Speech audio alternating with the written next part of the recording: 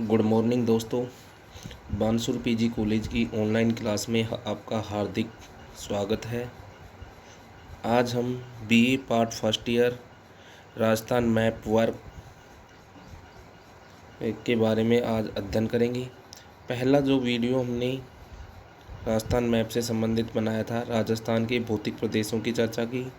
उसके बाद राजस्थान में बहने वाली नदियाँ तथा राजस्थान की जो झीलें हैं, खारे पानी की और मीठे पानी की, इनके बारे में हमने चर्चा कर ली थी। आज हम अध्ययन करेंगे राजस्थान के अभयारण्य और राष्ट्रीय उद्यान तथा राजस्थान के खनिज संसाधन। तो शुरुआत करते हैं। राजस्थान की अभयारण्य। पहला जो अभयारण्य डेजर्ट नेशनल पार्क राष्ट्रीय मरु उद्यान, यह जैसलमेर व बाड़मेर जिले में पाया जाता है। इसे जीवाश्म पार्क भी कहा जाता है। यहाँ आकलवुड फॉसिल पार्क है। इस उद्यान में सेवण घास भी पाई जाती है और यहाँ पर मुख्य रूप से गोडावन पक्षी पाया जाता है। इस मरु उद्यान की बात करें तो यह राजस्थान का क्षेत्रफल की दृष्टि से सबसे बड़ा उद्यान है। तो ये है अपना राष्ट्रीय मरु उद्यान। उसके बाद बात करें ताल छापर अभयारण्य। ताल छापर अभयारण्य कौन से ज़िले में पाया जाता है? चूरू जिले में पाया जाता है। विशेषता इनकी क्या है कि यह कृष्ण मृग यानी कि काले हिरण के लिए प्रसिद्ध है, ताल छापर अभयारण्य, और मोतिया घास भी यहाँ मिलती है। तो इस प्रकार ये हो गया अपना ताल छापर अभयारण्य।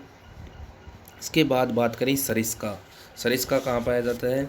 सरिस्का अभयारण्य अपने अलवर ज़िले में पाया जाता है। यह अभयारण्य हरे कबूतर और बाघ परियोजना के लिए प्रसिद्ध है। इसके बाद बात करें केवलादेव। केवलादेव राष्ट्रीय उद्यान। तो केवलादेव राष्ट्रीय उद्यान की सबसे पहले स्थापना की बात करें तो इसकी स्थापना 1981 में हुई। जिला कौन से ज़िले में पाया जाता है? भरतपुर ज़िले में। यह उद्यान साइबेरियन सारस के लिए प्रसिद्ध है। इस उद्यान को घना पक्षी विहार भी कहा जाता है तथा इसको यूनेस्को की विश्व धरोहर सूची में कब शामिल किया गया था? यह शामिल किया गया था 1985 में। और यह सबसे बड़ी प्रजनन स्थली भी है। केवलादेव जो राष्ट्रीय उद्यान है, इसको आर्द्र भूमि या वेटलैंड भूमि या रामसर साइट स्थल भी कहते हैं। तो ये हो गया अपना केवलादेव राष्ट्रीय उद्यान। उसके बाद बात करें, ये यहाँ से चंबल नदी बहती है। रणथंभौर।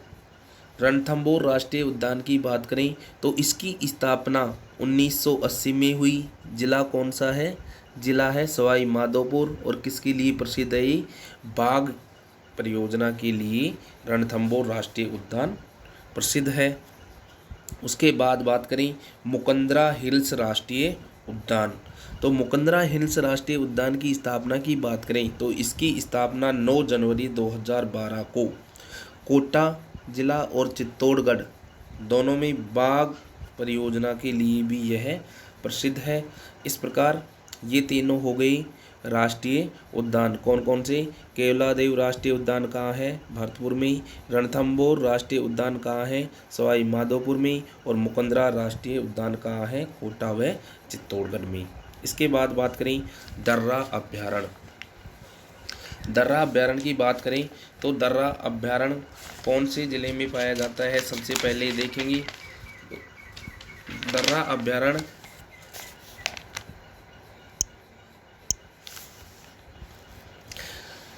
कोटा जिला, झालावाड़ व चित्तौड़गढ़, इन जिलों में इसका विस्तार पाया जाता है और बाघ के लिए यह अभयारण्य प्रसिद्ध है। माउंट आबू अभयारण्य की बात करें तो माउंट आबू जो अभयारण्य है कौन से ज़िले में पाया जाता है? सिरोही ज़िले में पाया जाता है और जंगली मुर्गों के लिए यह प्रसिद्ध है। उसके बाद बात करें कुंभलगढ़। कुंभलगढ़ अभ्यारण्य की बात करें तो कुंभलगढ़ कौन से ज़िले में पाया जाता है, तो इसका विस्तार देखें तो राजसमंद के अलावा पाली और उदयपुर में इसका विस्तार पाया जाता है और भेड़ियों की प्रजनन स्थली के रूप में यह प्रसिद्ध है। उसके बाद बात करें गजनेर अभ्यारण्य। गजनेर अभ्यारण्य कहाँ है, यह बीकानेर है। गलती से ये मैप में अजमेर की जगह चिन्हित हो गया, तो गजनेर अभ्यारण्य कहाँ है, यह है बीकानेर में। उसके बाद बात करें नाहरगढ़ अभ्यारण्य। तो नाहरगढ़ अभ्यारण्य कहाँ है, जयपुर जिले में। इसी जैविक उद्यान का भी दर्जा दिया गया है। इस प्रकार ये हो गई अपनी राजस्थान की अभ्यारण्य व राष्ट्रीय उद्यान। अब बात करेंगे राजस्थान की खनिज संसाधन। खनिज संसाधनों की बात करें तो राजस्थान में जो खनिज संसाधनों से संबंधित मैप में पूछे जाते हैं, या तो खनिजों की मेन रूप से खानें पूछी जाती हैं कि कौन से खनिज की खानें कौन से ज़िले में स्थित हैं। तो खानों से संबंधित क्वेश्चन पूछा जाता है। सबसे पहले देखें लोहा। लोहा की जो खानें पाई जाती हैं, कहाँ कहाँ पाई जाती है, मोरीजा बानोल क्षेत्र कहाँ है, जयपुर में। नीम का थाना क्षेत्र सीकर में, डाबला क्षेत्र सीकर में, नीमला रायसेला क्षेत्र ये कहाँ पाई जाती है, यह दौसा जिले के समीप पाई जाती है।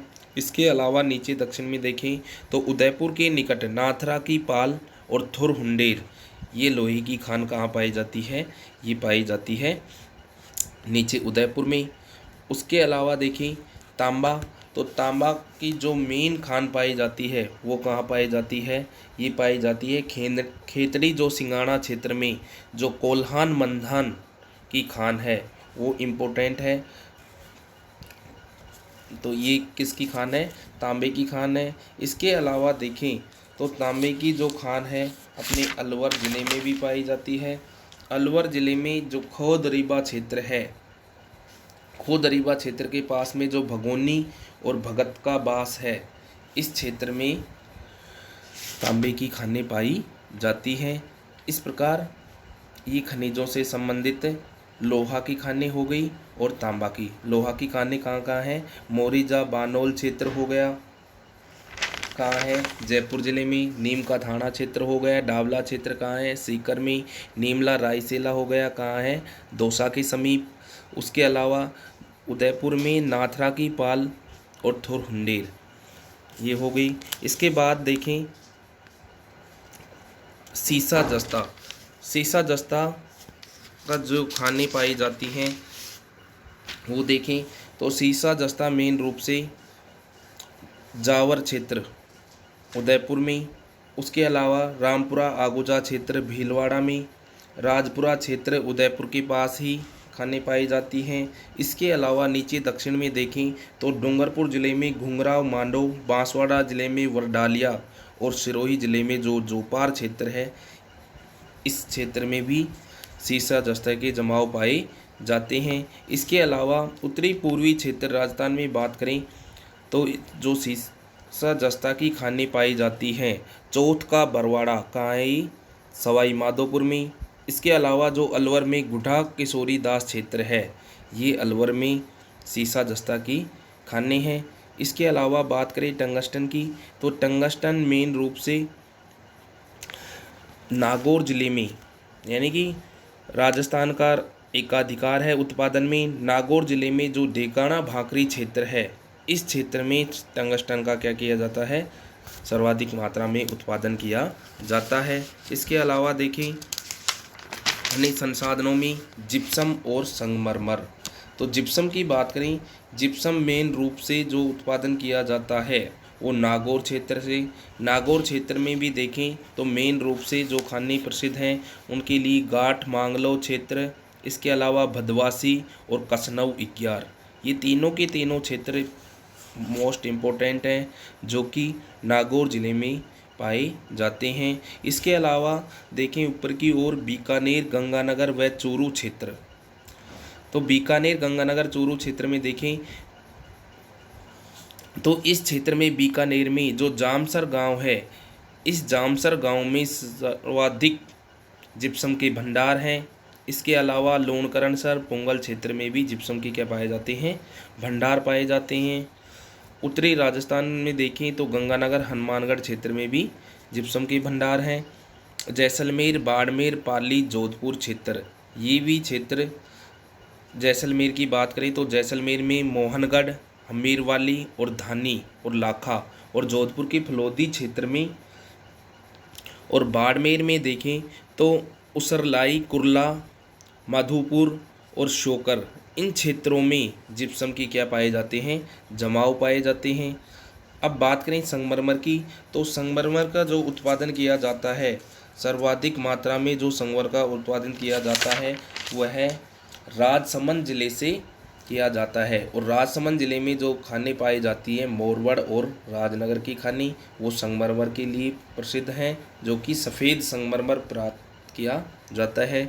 उसके अलावा बात करें मकराना की खानी, तो मकराना की जो खानी है वो श्रेष्ठ संगमरमर के लिए जानी जाती है, क्योंकि इनमें कैल्साइट की मात्रा सर्वाधिक पाई जाती है। हरा संगमरमर की बात करें तो बाबर माल व ऋषभ देव क्षेत्र, कहाँ है, उदयपुर में। काला संगमरमर की बात करें तो काला संगमरमर भैंसलाना जयपुर से प्राप्त होता है।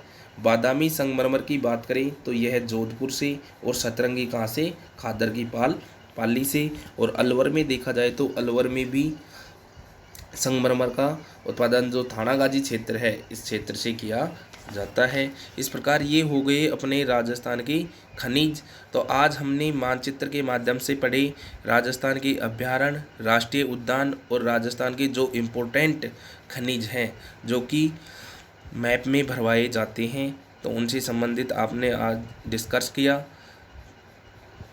तो हम आशा करते हैं कि आप इनको अच्छे से पढ़ेंगे, और पढ़ने के बाद कमेंट ज़रूर करिए कि आपको कितना समझ में आया, कितना नहीं आया। Thank you.